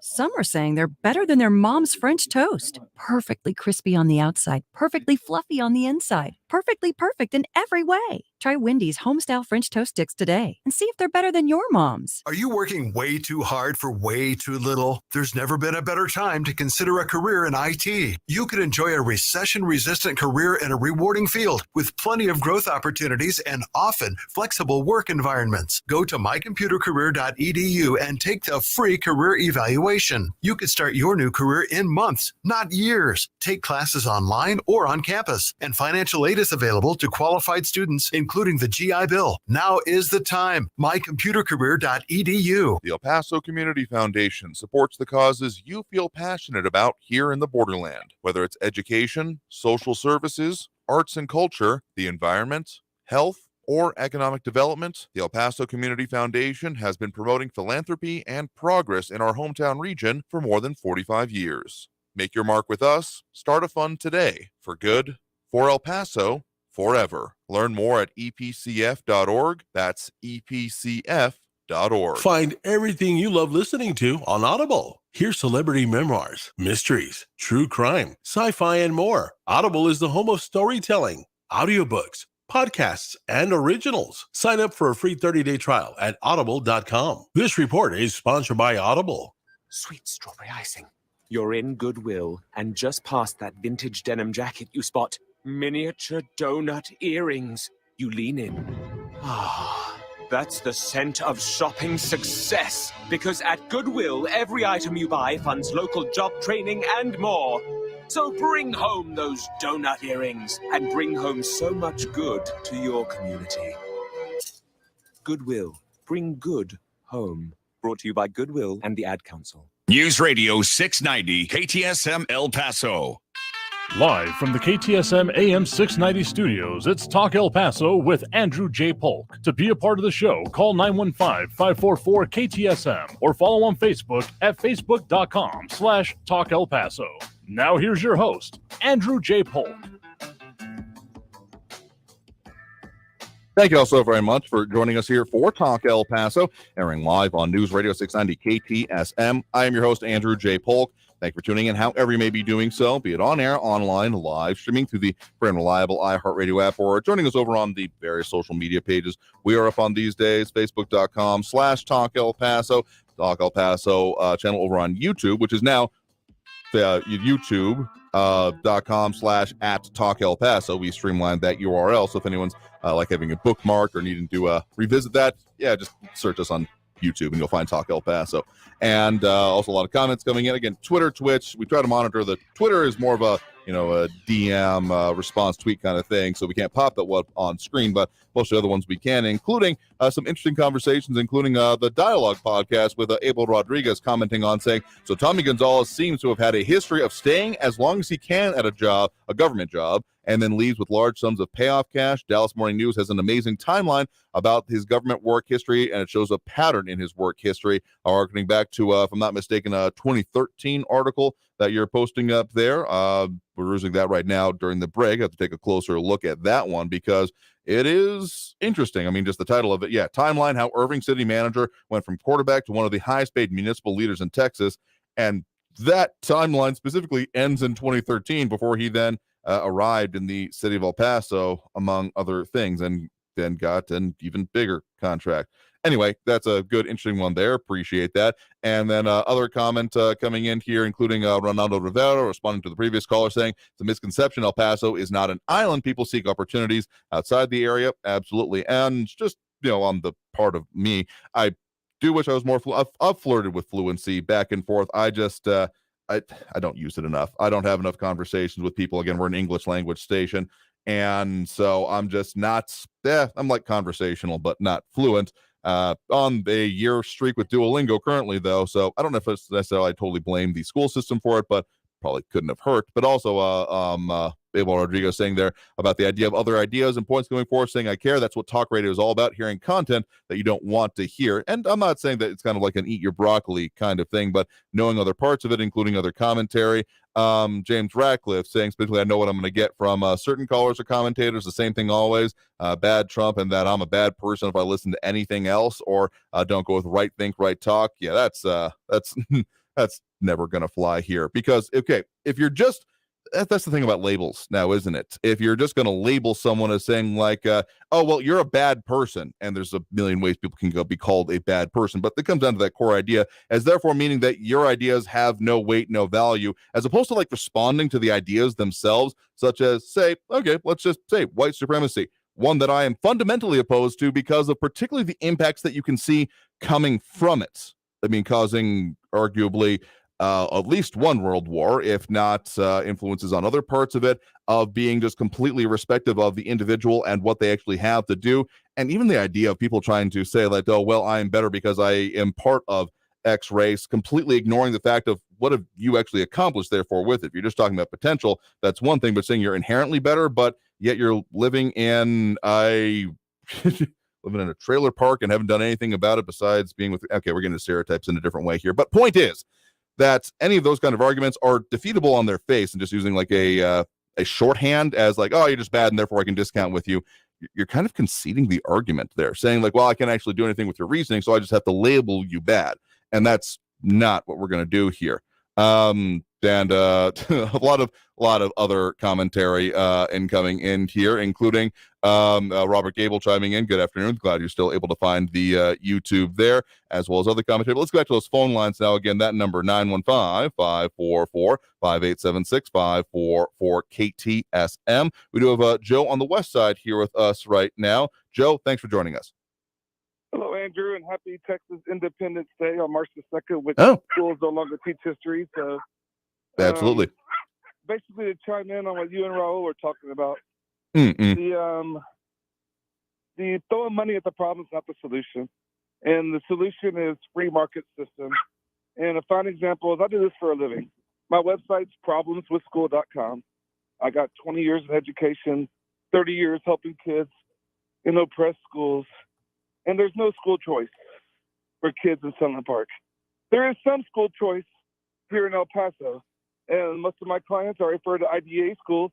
But fortunately, people are voting with their feet, and you can look up the stats. There's no, I think they're down 30% in El Paso ISD, whereas IDA now has a lottery. You got to have choice.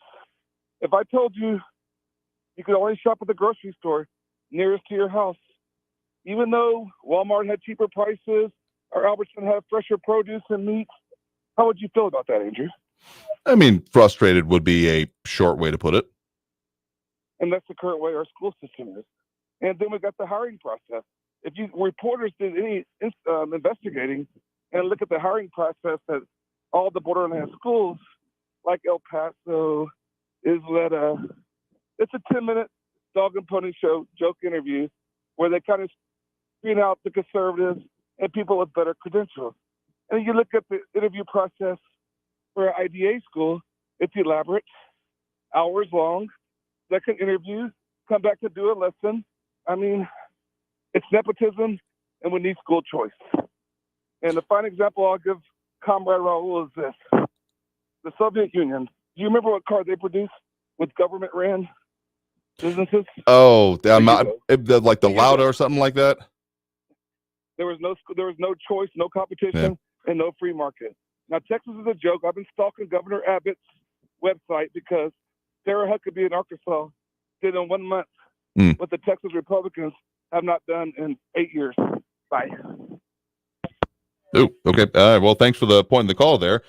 Do appreciate it. I mean, that is a burgeoning kind of debate going on. Again, Governor Abbott has been leaning in hard this time, this session anyway, around, it does seem, into these issues. So for anyone confused what we're talking about there, we're referring to the recommendations coming out of that state task force that was charged by Governor Abbott, and the three major recommendations. I mean, there's a lot more into it, but the three major bullet points, as noted by El Paso Matters, Texas Tribune, and others, is more training and support, better working conditions needed, and more increasing teacher pay. Teachers should get raises as part of it. So, I mean, there's a lot to go into there, and I think there are certain points that make sense when it comes to school choice or the idea of it. But if it ends up coming to the elimination of the public school system, let's just say I end up having some issues with that as well, because if they only then becomes only the other choices, a private institution overall, particularly when it comes to standards and admissions, because there's quite a lot that can be done there.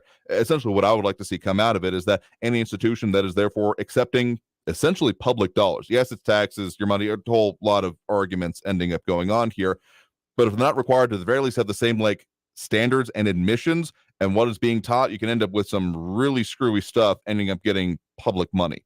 And that I have an issue with. So that's one major issue going on here. So I'll tell you what, let's go ahead and take that last break of this hour right now. Come back, close out the show until we got coming up. Tell you what we got coming up for you in the future edition. So stay tuned. More Talk El Paso after this break. Again, I'm your host, Andrew J. Polk. Getting closer to Friday, so we've managed to keep a pretty decent lid on it, I have to say. We'll mention some of the other things going on in the community as well. So in any case, stay tuned. More Talk El Paso after this break here on News Radio 690 KTSM. Don't go anywhere.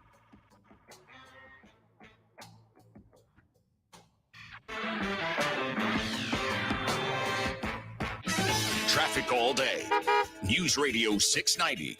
No crashes on your El Paso freeways right now. One accident to report eastbound on Edgemere approaching Zaragoza. An injury accident there. Take Pebble Hills or Rich Beam as your alternates. I-10 eastbound slow from Piedras out to Sumac with 7-minute delays. And Global Reach still slow southbound from the Spur down to Montana. 25-minute delays. Carrie Edwards, El Paso traffic. This report is sponsored by the Truth with Lisa Booth podcast. Hey guys, it's Lisa Booth. What's the point of women's sports when we're letting men compete against them? We'll talk to Riley Gaines, a former University of Kentucky women's swimming star who had to compete against Leah Thomas. Listen to The Truth with Lisa Booth every Monday and Thursday, but you can listen throughout the week on the iHeartRadio app, Apple Podcasts, or wherever you get your podcasts.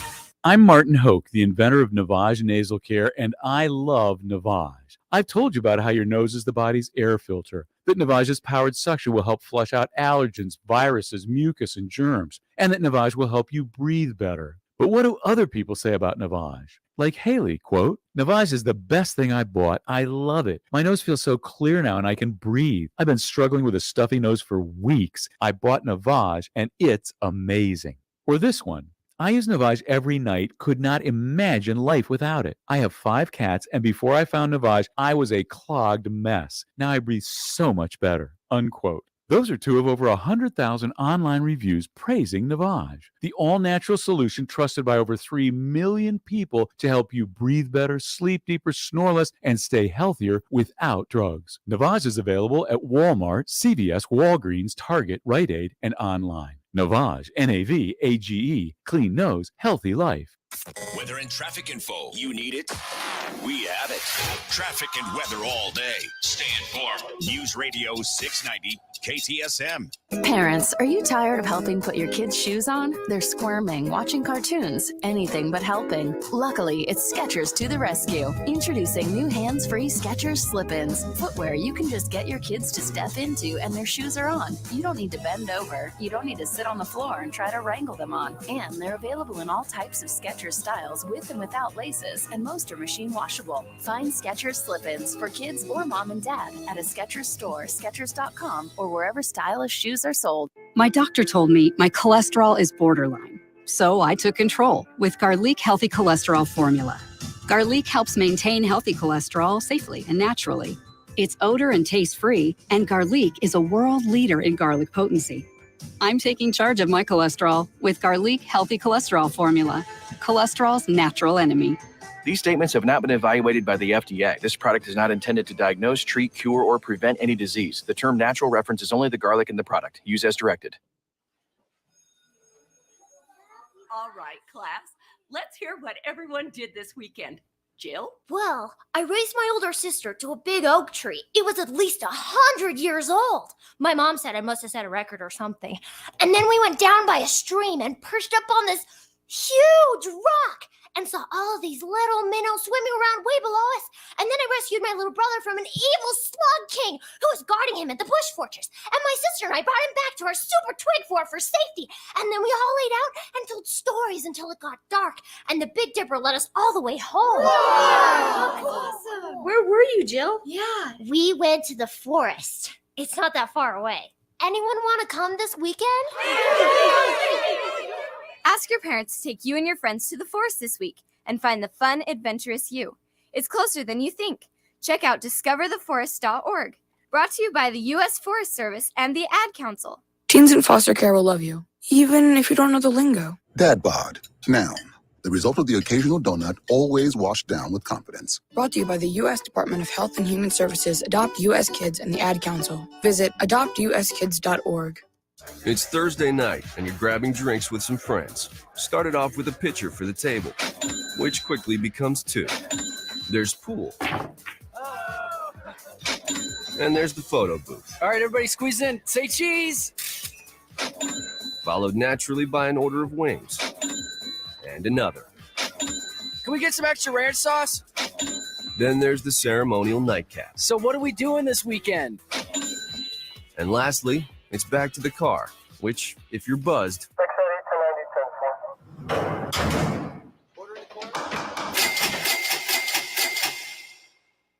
could be the most expensive night of your life.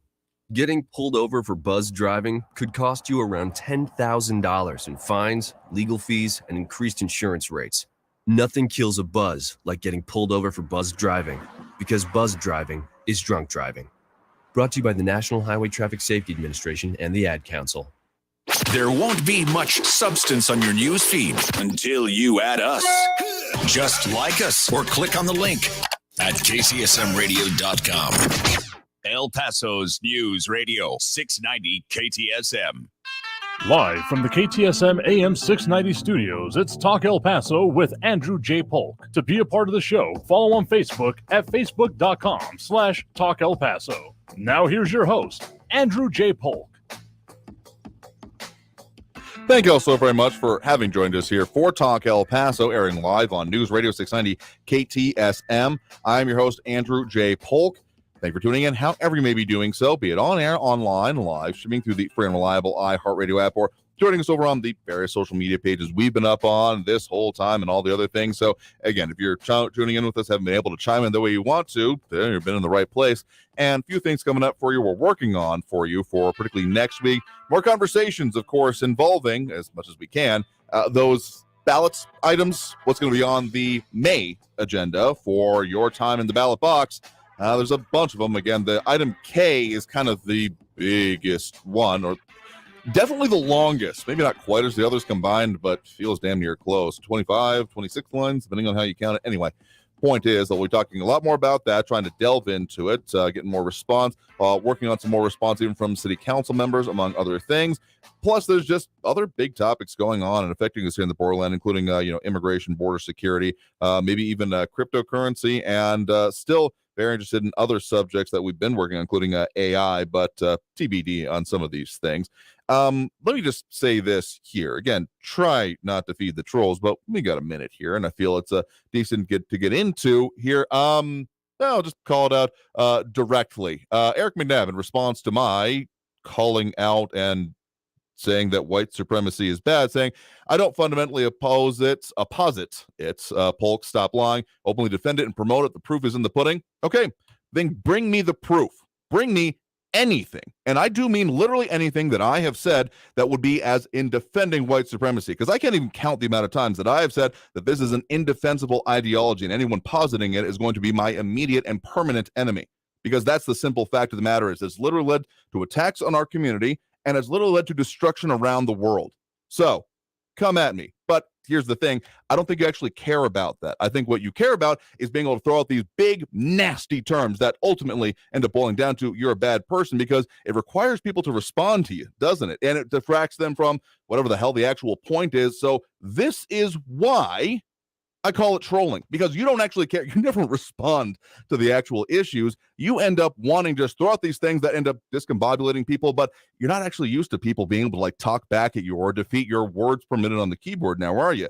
Yeah, being a keyboard warrior is fun, I guess, if you're into that kind of thing. No one knows you're a dog on the internet, that kind of lesson or reasoning here. But really, if you're not going to be here to talk about the issues and talk about the things that actually affect us here in the borderland, as opposed to just labeling people left and right and getting everything off track with that, these are the definitions of trolling. And I really don't know what would be worse if you are either doing it on purpose or don't even know that you're doing it. I'm sure it's gotten you a little bit, and trust me, I've seen you where else you're posting online, even with on the State of the State address, or State of the Union address, actually it was, with our news partners at KFOX 14 just holding court and getting the response you are. There's this great segment, I think it's on What We Do in the Shadows, that kind of a segment with the bald-headed guy literally in his parents' basements getting psychic energy off of that. I gotta say, there's a certain mental image in my head that's starting to form when we talk about this. So if you want to talk about the issues, you want to even talk about the things that you are saying are bad, but you'll also note that you're never actually saying like what's bad about them. You're not saying that it causes destruction, it causes damage. You're just saying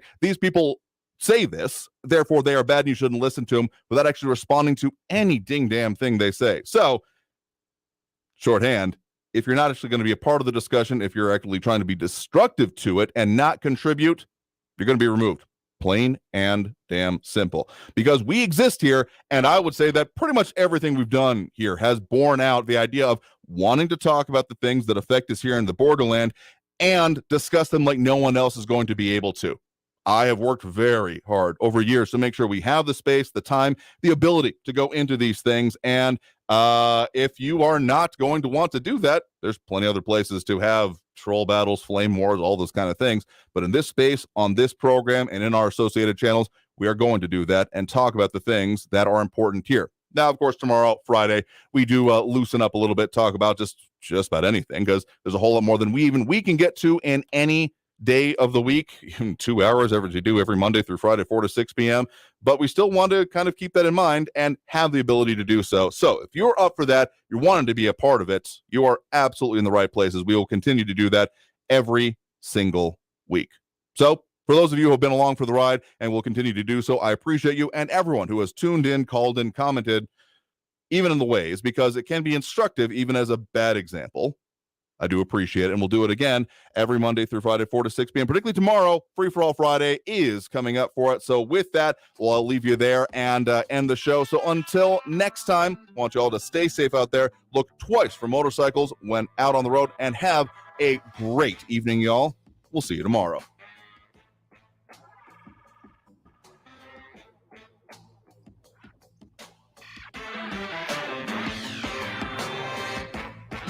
Traffic all day. News Radio 690.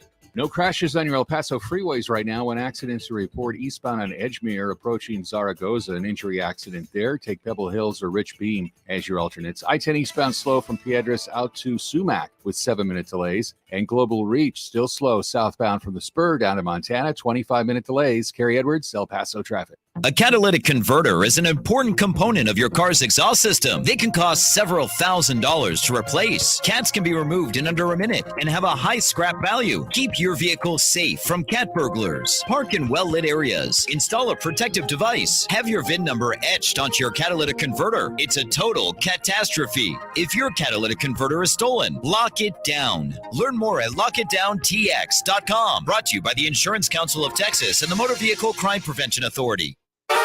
Hi, I'm Burt Ward, Robin from TV's Batman, inviting you to feed your dog natural, non-GMO, Gentle Giants dog and puppy food. Dogs eating Gentle Giants and following our special feeding and care program are living as long as 27 healthy, active years with a wonderful quality